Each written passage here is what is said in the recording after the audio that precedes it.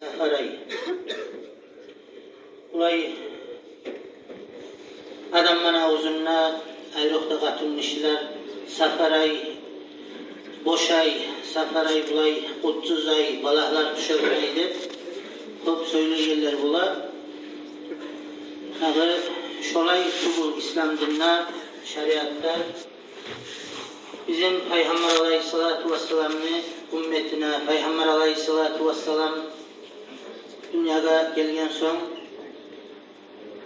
Peygamber Aleyhissalatu Vesselam'ın hürmetinden şu aldığımız ümmetlerde bulgan musada safaraylarda balahlar düşür şolay Allah-u Teala halak etip bizim ümmetten şunu Allah-u Teala taydırgan.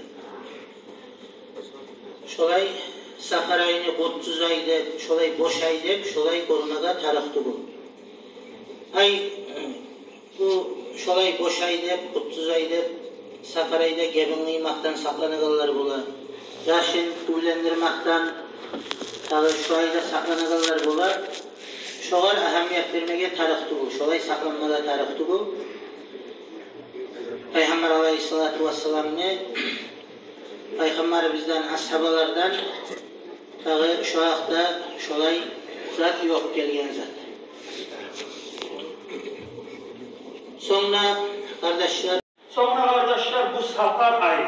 Safar ayını Peygamber Aleyhissalatu Vesselam gelgince İslam dini alıp dağda şolay zat yürüle bolgan Safar ayını ahırıncı arba günü bir balaklar, bir avrular, musibatlar düşegen gün. Şo günden saf bolma tarıp, şo gün sadakalar etme tarıp dep aytıp, şo zat yürüle bolgan.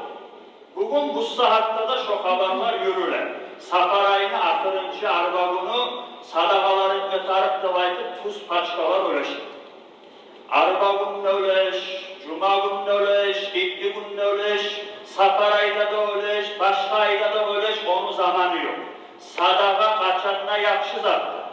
Avruda, balakta, Allah'ın azabı da şu Safar ayını ahırıncı arba gününe baylanıp şu gün düşegen zat tugullu.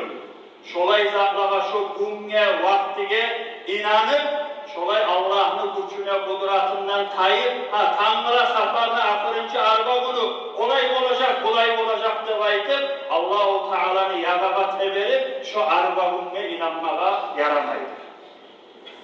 Peygamber Aleyhissalatu Vesselam'a yalgan aytılıp koşulgan hadislerdendir. Şu Safar ayını ahırıncı arba günü şolay balak düşegen günler dep aytı. Yadamıza dağda şolay yalgan hadislerden var.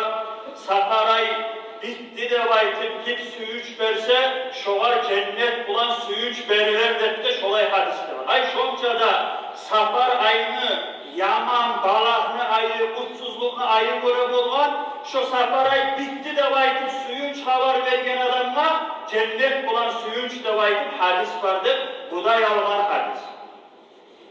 Ay kardeşler, uzun sözlü kıskası bir zattan görmeye yaramay, şo zat etecek, şo zat bolacak, şunu etse şuşulay bola, bunu etse bulay bola dep Allah-u Teala'ga arka tayamaktan tayır, Allah'a iman salmağımızını koyup, yakşıda yamanla Allah suyse bola, suymese bolmayı dep aytıp şo zatını koyup giderip, her bir zatlara kulluk etmek bizim dinimizde yok zaten.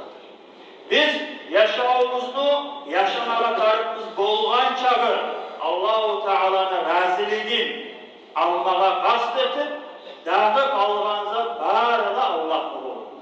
Allah-u Teala buyurgan, yazgan zat sağ dünyanın halkı Peygamber Aleyhissalatu Vesselam ayta sen bil dep ayta. İnsanları cinleri bulan birçe bari da halk.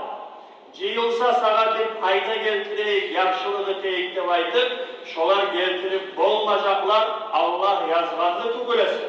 Şo kepte şu insanlarda, cinlerde bari da ciyılsa sana bir zaral geltireyik, yamanlık geltireyik dep aytıp, geltirip bolmacaklar Allah yazgandı tugulese dep aytıp, şu yerde de şu imanına bayılalım. Bizim yüreklerimiz içi tereninde toptaşma tarıp, yerleşmeye tarıp, şu akıl, şu fikru Allah barrazatla uçuşatalar, Allah suygen bolacak, sağ dünya bolmasın ne vaytıp tursa da, Allah suymegen bolmayacak, sağ dünya bolsun ne vaytıp tursa da ne vaytıp, şu iman tohtaşmakarı kusurmallığını bizim yüreklerimiz. Allah-u Teala bağlarda sizlere tavfik versin, eşitliğe nasihat kılan, ayıkılan sözler bulan, faydalanmağa amal etmeye. Vesselamu aleykum ve rahmetullahi ve barakatuhu.